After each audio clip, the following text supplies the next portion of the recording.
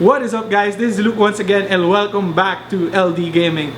So this is part 2 of the quarantine build series. So the first one is our 35,000 budget build. So that is the 2600 from Ryzen and the 1650 Super from Nvidia. Kung nagtataka kayo paano kayo napagkasya sa budget na yon, check the link down below because diniscuss ko yung prices and kung paano natin na-source out yung parts during this quarantine period. So, without further ado, let's dive in on to this.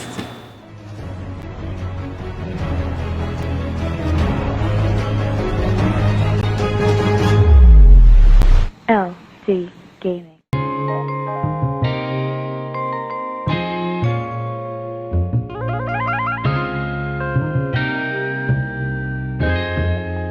Ryan Little. So first, buksan natin yung mga boxes. Ano gusto mo piliin? Small box or big box?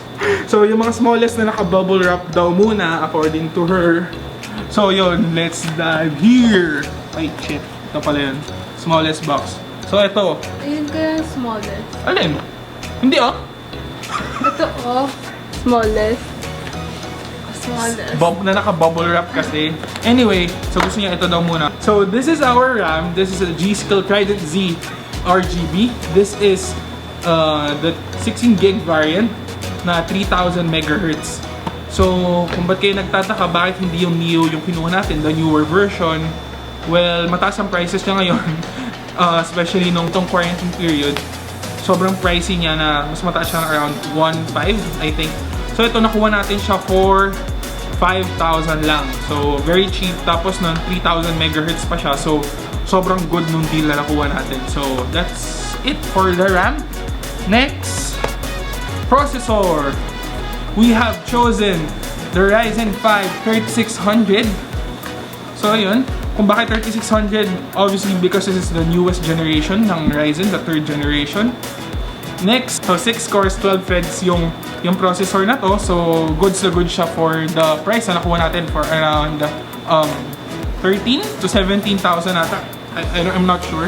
I'll put it down below na lang regarding sa prices para mas masigurado nyo yung budget nyo kung gusto nyo yung exactong build na to.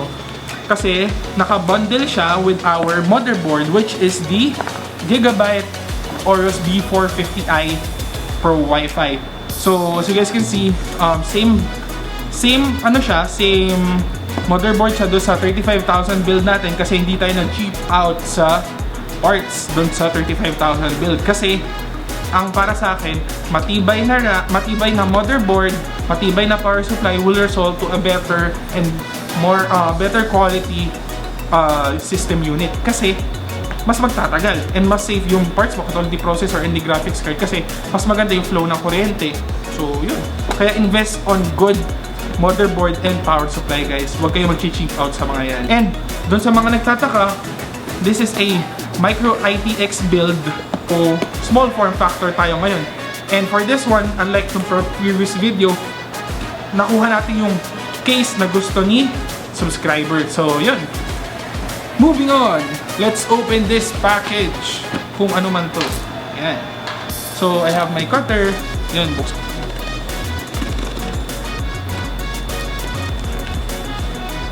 And, nahiwa ko yung resibo, guys. Punit ang resibo. Anyway, yan. Lagay natin yan dyan. Buksan natin ang ating package.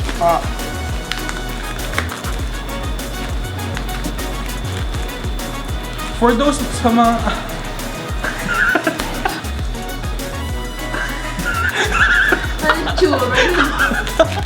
sa mga nagtataka kung paano ko na-source out to, these are all from Lazada, obviously. So, Lazada, sana kung nakikinig ka, ha? Yan, balot na balot, safe na safe yung mga packages natin from Lazada. Sa mga nagtatanong kung natatakot ba ako sa mga shipments sa Lazada, hindi naman.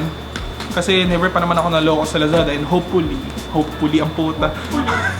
Hopefully hindi naman ako maloko. Chico, anong ginagawa mo?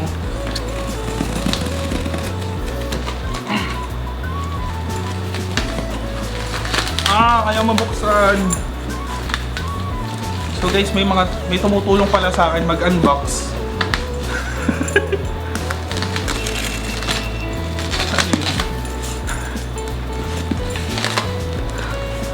So yan guys, this is our power supply.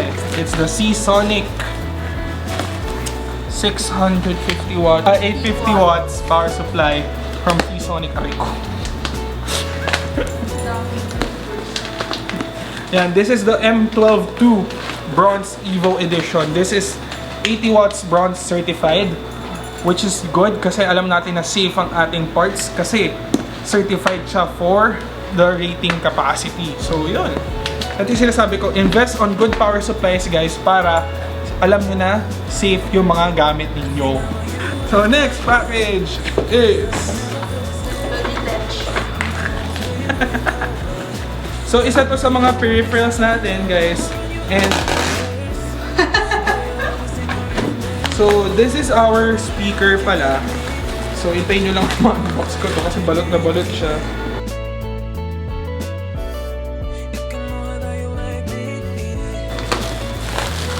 So yan guys, this is the Logitech Z337 2.1 stereo computer speakers. So maganda tong speaker na to para sa build niya and para sa use niya kasi aside from using it as a speaker for this system, gusto rin niya na ma-connect yung phone niya. So this is Bluetooth enabled guys, para pwede siyang mag sound trip habang kung ano gusto niya habang naglalaro using his phone. So yeah. So next package is WD Black Nvme Ssd. So this is the high performance SSD from WD.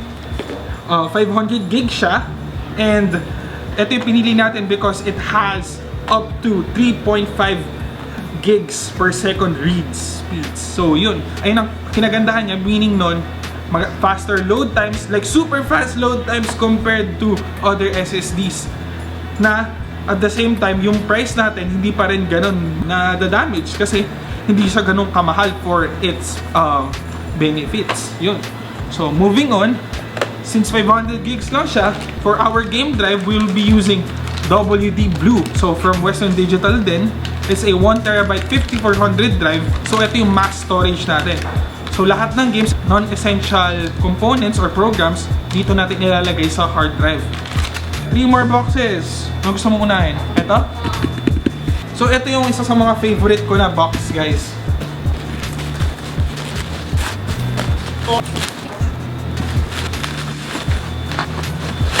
So yan guys, this is the Benq Zowie. Kita ba? Taas mo. Bigat eh. So this is the Benq Zowie XL2411P. So this is our 144Hz gaming display. So high refresh rate monitor siya, and this will be very good for our build. Kasi we will be using high performance parts na kayang-kaya yung 144Hz na refresh rate ng monitor natin. So goods na goods to para sa magiging build natin. So yeah, set this aside para mamaya makita natin yung performance niya. Last two packages guys.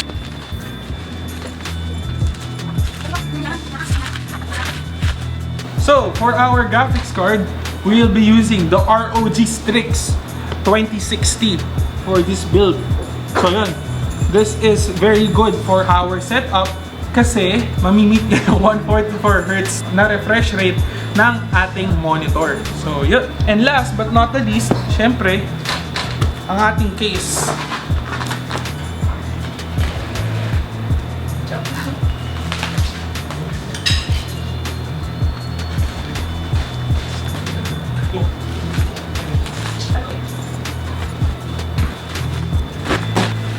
So yan guys, this is the Phanteks Enthoo Evolv ITX PG or the tempered glass edition.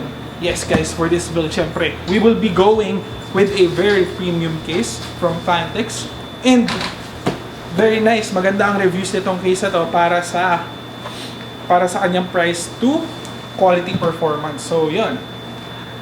So now that we have unboxed everything, abangan nyo yung build series or yung build vlog nito, which will be done in a few days. So if you like these parts and you would like to build this exact setup, I'll put the parts down below as well as the prices para ma-budget nyo kung ano yung mga or magkano yung gagastusin nyo para dito. So there you have it, guys. Please subscribe to LDGaming, and kung gusto niyo itong video na to, please give it a like. And kung hindi man, hopefully sana hindi, you know what to do. And that's it, guys. Thank you guys for watching, and I'll catch you on the next one. Peace.